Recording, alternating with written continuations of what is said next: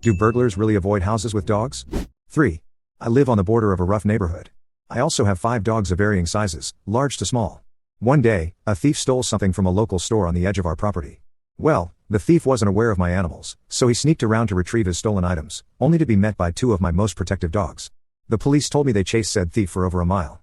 In fact, the only reason they knew who the thief was is due to my dogs chasing him. Anyhow, fast forward a year, we still aren't locking our doors or concerned about burglars.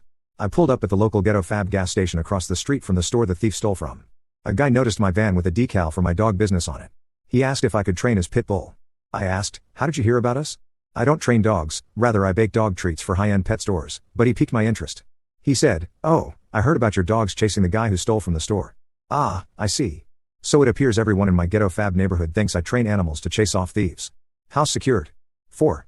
This happened to a friend twice, both with the same outcome. The friend was a breeder of Rhodesian Ridgeback dogs. When everyone in the house went out, the dogs, bar one, were put out into the garden with kennels, etc. One dog was always left in the house. The friend came home from work to find a teenager standing in her kitchen. Her first thought was he was a friend of her son. Her next thought was that there was only one dog in the house, and if her son was home, all the dogs would have been in. Also, the dog in the house hadn't rushed to greet her but was sitting by the stranger. The poor boy was terrified. The dog had let him come in but was certainly not letting him leave. The police found it very amusing. The same thing happened with the second one, but they had the misfortune to come over the garden fence to several large hounds rather than just one. Another friend had much the same thing happen. He had a Rottweiler. The dog had been in the garden enjoying the sunshine. The owner went indoors to get a drink, etc. When he came out, he heard a little voice saying, "Help, please help."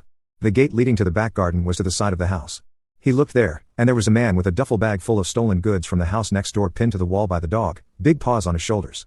My friend found this hilarious, as not 10 minutes before, the dog had been chased around the garden by the family's pet rabbit. 5. I live in an area where, I kid you not, there are 11 drug dealers within 100 meters of my house. I've had many people start to break in, kicking the door, breaking a window. Only one was stupid enough to try and get in after the dog started barking. He was not bitten, well, not on the skin, but when I came out of the shower, he was on top of the fridge with his pants and shirt looking like he had gotten into a fight with a lawnmower and lost. After that, only the newcomers would try to break in, and you would not think meeting my dogs on leash or running the streets when they manage to open the door that they are mean or aggressive.